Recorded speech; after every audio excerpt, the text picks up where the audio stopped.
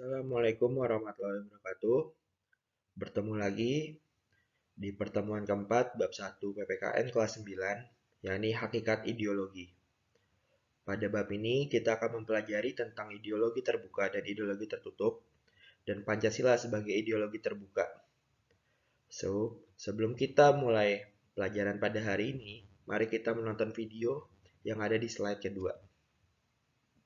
Menggali di dalam ciptaku, menggali di dalam khayalku,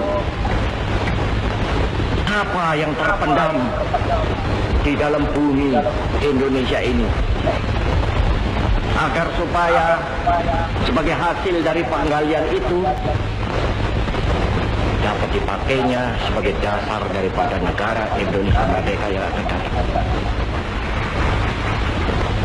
Sudah terbukti bahwa Pancasila yang saya gali dan saya persembahkan kepada rakyat Indonesia, bahwa Pancasila itu adalah benar-benar satu dasar yang dinamis, satu dasar yang benar-benar dapat menghimpun segenap tenaga rakyat Indonesia, satu dasar yang benar-benar bisa mempersatukan rakyat Indonesia itu untuk bukan saja mencetuskan revolusi, tetapi juga mengakhiri revolusi ini dengan hasil yang baik. Maka aku adalah sebenarnya utusan, wakil daripada revolusi Indonesia. Revolusi Indonesia ini bukan revolusi Soekarno, tetapi revolusi daripada seluruh rakyat Indonesia, dari Sabang sampai Merauke.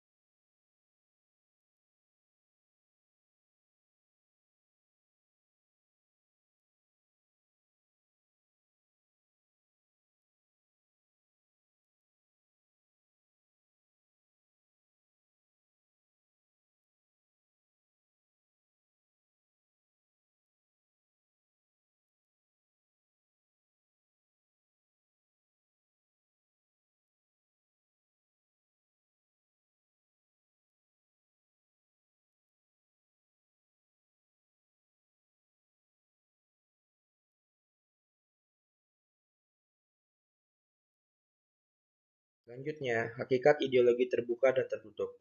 Ideologi terbuka dan ideologi tertutup merupakan dua ideologi yang berbeda. Di mana kalau kalian lihat di gambar, kalau ideologi terbuka identik dengan liberal dan lain-lain, dan ideologi tertutup identik dengan sosialis dan komunis. Nah, ideologi terbuka memiliki nilai dan cita-cita yang sudah hidup dalam masyarakat. Kita lihat di Amerika bagaimana mereka bisa dapat hidup dengan bebas sebebas-bebasnya, dan sementara kalau kalian lihat di Korea Utara, mereka hidup dengan tekanan dan semua berasal dari negara. Sementara ideologi tertutup, nilainya tuh berdasarkan dari kelompok orang yang dibuat oleh negara untuk mengatur masyarakatnya. Jadi masyarakat itu tidak bisa bebas sebebas-bebasnya. Nah, sementara ideologi terbuka itu bersifat dinamis dan reformis, dapat berubah sewaktu-waktu. Kalau ideologi tertutup, itu mutlak. Negara bilang A, ya rakyat juga harus ikut A. Negara bilang B, ya rakyat juga harus ikut B. Kalau tidak, bakal akan terkena permasalahan rakyatnya. Nah, kalau Pancasila itu dapat dikatakan sebagai ideologi terbuka dan ideologi tertutup. Ideologi terbukanya adalah Pancasila digunakan sebagai nilai-nilai cita-cita sudah hidup dalam masyarakat. Kita ini adalah masyarakat yang Pancasilais. Kita adalah masyarakat yang menjunjung tinggi nilai-nilai Pancasila. Nah, dan juga Pancasila nilainya itu tidak kaku dan dapat mengikuti perkembangan zaman.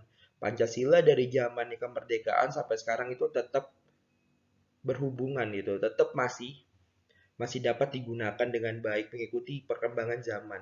Nah, sementara Pancasila dikatakan sebagai ideologi tertutup karena Pancasila tidak dapat diubah. Sila 1 sampai 5 Pancasila itu sudah tidak dapat diubah karena sudah disahkan pada sidang PPKI pada tanggal 18 Agustus pada saat itu. Nah, maka dari itu nilainya dapat berkembang sesuai zaman, tetapi sila-silanya tidak dapat berubah. Selanjutnya adalah kedudukan Pancasila sebagai ideologi terbuka memiliki 3 nilai, yakni pertama nilai dasar, kedua nilai instrumental, yang ketiga nilai praksis. Nilai dasar itu nilai yang sifatnya tidak berubah dari waktu ke waktu, seperti nilai agama, nilai kemanusiaan, persatuan, kerakyatan, dan keadilan, itu tidak berubah dari waktu ke waktu, sama. Cuma perwujudannya dari zaman ke zaman akan mengalami perkembangan. Nah, selanjutnya, yang kedua nilai instrumental. Dari penjabaran 5 nilai yang tadi saya sebutkan, dijabarkan ke dalam undang-undang, ke dalam perpu, peraturan daerah, seperti pajak, seperti koperasi, seperti jalur sepeda, dan lain-lain. Itu dijabarkannya dalam nilai instrumental.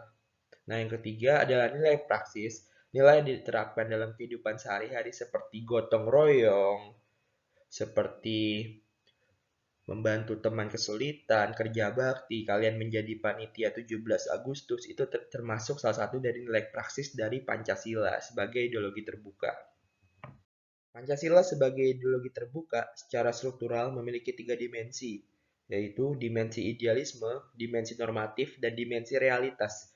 Dimensi idealisme yang dimaksudkan di sini adalah dimensi yang terkandung dalam Pancasila, mampu memberikan harapan, optimisme, serta mampu mendorong motivasi pendukungnya, yakni rakyat Indonesia, untuk berupaya mewujudkan cita-citanya. Cita-citanya di mana terdapat dalam pembukaan Undang-Undang Dasar. Yang kedua, dimensi normatif.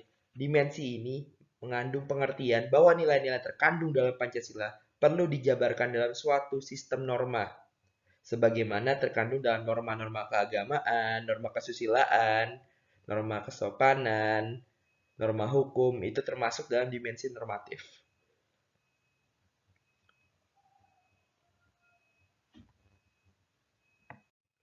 Dengan kata lain, Pancasila agar mampu dijabarkan ke dalam langkah-langkah yang bersifat operasional perlu memiliki norma atau aturan hukum yang jelas. Yang ketiga adalah dimensi realitas. Dimensi ini mengandung makna bahwa suatu ideologi harus mampu mencerminkan realitas kehidupan yang berkembang di masyarakat. Dengan kata lain, Pancasila memiliki keluasan yang memungkinkan dan bahkan merangsang pengembangan pemikiran-pemikiran baru. Nah, maka dari itu, Pancasila itu selalu berkembang mengikuti perkembangan zaman. Perwujudan nilai-nilai Pancasila ada berbagai kehidupan di bidang politik dan hukum, melaksanakan demokrasi, kalian menghargai pilihan orang lain, kalian menegakkan hak asasi manusia, itu termasuk adalah perwujudan nilai-nilai Pancasila. Di bidang ekonomi, adanya koperasi, bumi, air, kekayaan Indonesia digunakan untuk kemakmuran rakyat Indonesia. Di bidang sosial budaya, kita menghargai keragaman ras, suku, budaya, adat, dan agama, kita hargai semuanya. Di bidang pertahanan keamanan, menjaga kerukunan antar warga, ikut serta menjadi abdi negara guna menjadi pilar keamanan dan pertahanan. Terima kasih, jangan lupa absen dan dikerjakan tugasnya. Sampai bertemu di minggu depan.